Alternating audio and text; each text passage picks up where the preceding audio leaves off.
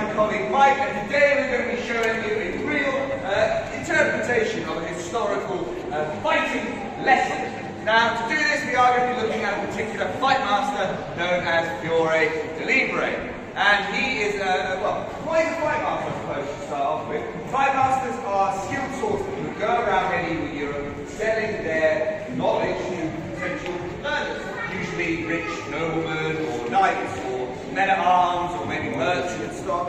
And to accompany their knowledge and their lessons, they would often make fight manuscripts. Now, these fight manuscripts are wonderful books. This particular one is known as Nostra the Flower of Battle, a very romantic book about killing people. This is obviously not the original. This one we bought for around £5. But it details in that book many of the techniques that Fiore di Libre had developed and was teaching throughout Europe at the time. Now, this particular book is a bit strange for fight manuscripts, because fight manuscripts typically are very cryptic. Often they come with a single image of a technique and a little text, maybe like a line or two, which can be very, very difficult to decipher. Now, why would you make a how-to book so difficult to read and learn from? Well, there are many reasons. We think partly it might be designed as a memory aid for students who have already studied underneath our fight master, or potentially it's because these books are used as advertisements for your knowledge. You send them out all across Europe, you pick up the book, and well, if you can read the book and know how to sword fight, we ain't going to pay the man to teach you, are you? So it might be an enticement for what you might know. Regardless, this particular book was written right at the end of Fiore di Libre's life, and essentially it is actually incredibly detailed compared to many others, and it often breaks down the techniques into what we like to call blades. Now, these blades within the manuscript have several acts to them. They often have the first establishing act, which is basically the first move in any situation that you might find yourself in, and then you'll go on to have a second act, which people would call a counter. And if you're very lucky, you might even go and put in a third act, which we like to call a remedy. So, we're going to take you through the first part of it. But to do that, what are we going to be using? Well, swords, probably. Well, obviously swords. I go use the wooden one. We're going to use the wooden blasters. Why do we use the wooden blasters, Mike? Well, splinters are really painful, so it really gets your blood running. No, incorrect. Mainly, it's what they don't kill yourself. Yes, and this is what they use historically. You often see in film and TV people training with live blades, and well, that's rubbish. If you have just spent a lot of money on getting a very good fight master to come and teach your young nobleman how to fight, and that fight master ends up chopping off his fingers or ears, well, you're not going to be very happy, are you? The knights of old were using wooden blasters. Sometimes these wooden swords were even weighted to be heavier than the steel ones ever would be. And that way you can increase your dexterity, increase your strength before you get hold of something a little bit more dangerous. Right. So, with that in mind, what I suggest we do is we just go for it. Yep. Why not? But I'm going to take the guard first, alright? Yeah. You can take it out. Okay. So what's that guard? This one is an iron gate. So this is how the first part of this particular play starts. We have, in this particular case, our master, I know it's hard to believe, taking up the iron gate, and then the other fighter is referred to as the peasant, which is me. Quite well started. And the idea is that Mike has got his sword pointed towards the ground, and so that's going to encourage me, someone who doesn't have much experience with sword fighting, probably to go for the head, the most exposed part of the body, and it means I can win the fight very quickly. So the first move is this. Comes down, cracks him in the head, and he's dead. Alright? However, we do not end there. No, otherwise it'll be a rubbish show. It will be a rubbish show. So, what we're going to do now is we're going to show you some real medieval fighting. So get ready, it's pretty cool.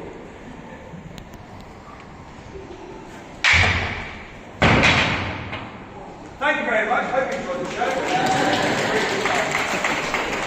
So to break that down very quickly for you, essentially what happens is, in the first act of this play, sword comes down for his head. I move out of the way. As I'm moving out of the way, I'm raising my sword at the same time. That's actually the sloping direction. Fiore tells you, slope your sword down, let your opponent strike the centre of yours so your opponent's blade falls to the ground. And while that's happening, swing around, cut the head, I can even come down straight to the arm, and which fight over dead peasant. Very, very good. But there is a second act this particular play, and this is known as the counter. And that's going to enable me to get on top of the situation. Maybe I'm not the peasant that he thought I was, maybe I know what I'm doing. And so to respond to that, I will do what follows. So what I'm doing there is very, very simple. I come down knowing his reaction. As he comes round from my neck, I step forward. That gives me enough time to whip the full centre of my blade up and over onto his hands and knuckles. And if I chop into his hands and wrists, he can't hold the sword. If he can't hold the sword, he can't win a fight. I win. Oh my. So, as David mentioned earlier on, if we're looking, we get a third act to this play. A counter, or the remedy. So, it all relies on us not knowing that the other one knows that they know what they're doing. Yeah, so basically you're going to assume that I don't know what I'm doing, but then you realise I do know what I'm doing, and then you realise that I... This is why I didn't write it down. I'll just show you until I'm talking about it. Nice and simple. Very nice, yeah. So, the way this works is that I have to assume that my first attack is going to work. So as David comes down from my head, I'm still hoping to crack him across the back of the head or the neck. However, as that happens, David begins his counter.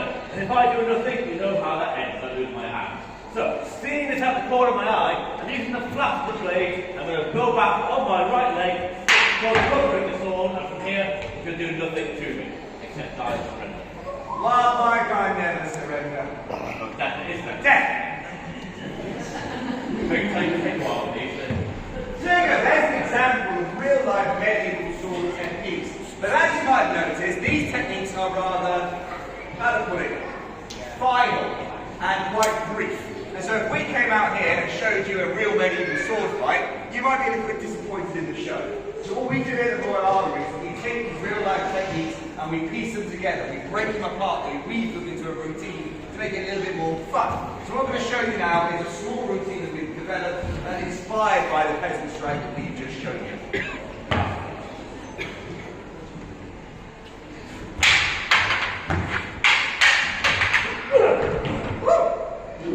Very nice. That was really manly there. Well done. It did work, well done. So that brings up another point actually, is that swords, yes, they're weapons, but also your body is a weapon. Mike, kicking me there, that is absolutely in his manuscript, along with other wrestling and grappling techniques. And so I'm going to challenge you, Mike, because I'm feeling particularly good today.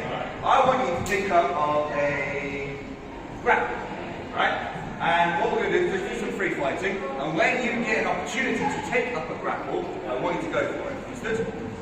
Yeah. Excellent. So, take the gun. Why did I have to be the master? Well, because you I read the book. read the book. I could have picked it. Okay. Come on then. So what's that gun? This is a long point. Long point, excellent. I'm going to take up... the boar's tooth.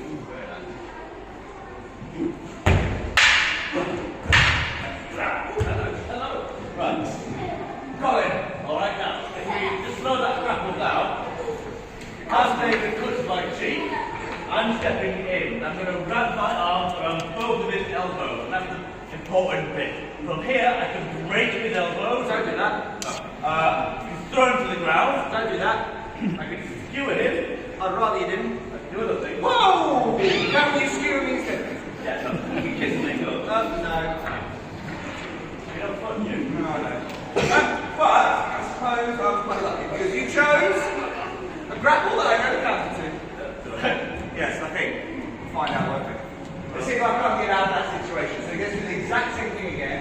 I'm going to see if I can apply the counter to your grapple. I'm afraid I don't think you can. Gotcha.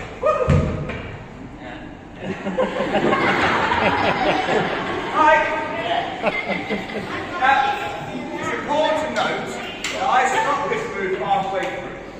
Because if I continue the move, Mike is thrown to the ground. The other reason that we don't do this move at fast technique is because it does state in the manuscript that if I have to continue that move with all the momentum, I am likely to destroy his shoulder, and Mike needs his shoulder for future fighting. You don't want to ground me. Right. So just to break down that technique for you, as I come round with that cut to the neck, He takes up the counter, goes to grab my arms, I just release the left hand. From here, I drop the sword down over the shoulder, and I've got two options here with the manuscript. I can either grab the sword, drive it into his throat, or, if I don't want to kill him, I can take that cross guard, hook it behind the neck, and then throw it on the ground. So there we are, a nice little lesson in sword fighting. I hope you enjoyed it. There you say so. A little bit. Shall we make it fun? Let's make it fun, David. And use these ones.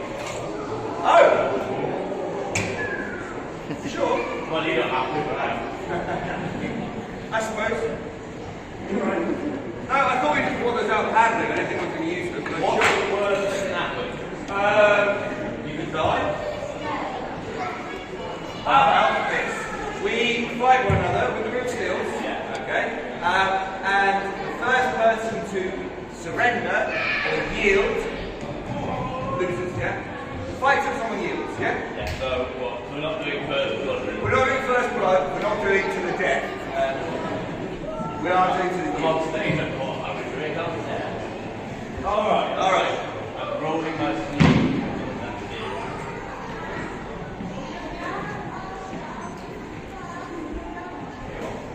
What are you doing, taking a second? That was good, mate.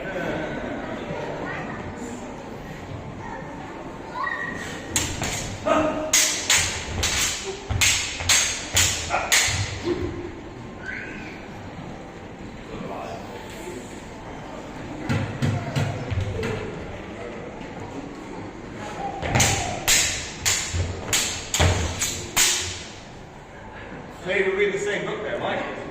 One copy.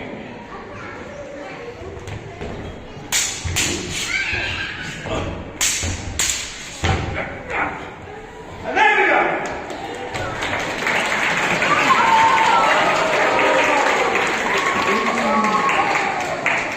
Mike? Yeah. What are you hiding behind your back? Oh, nothing. Turn around. Show me your hand. Other one. Alright. Show me both. No, I don't.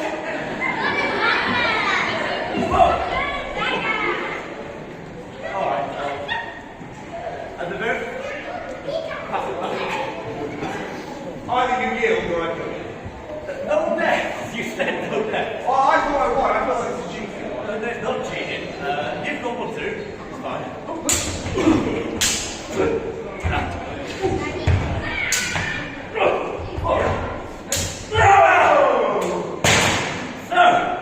now I've got you in this position. Do you yield?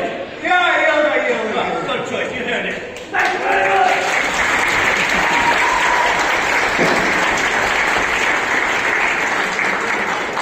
Well then everyone, I hope you enjoyed today's show. If you have any questions around swordsmanship, feel free to chat to me or Mike. And if you want to hold the weapons, you can.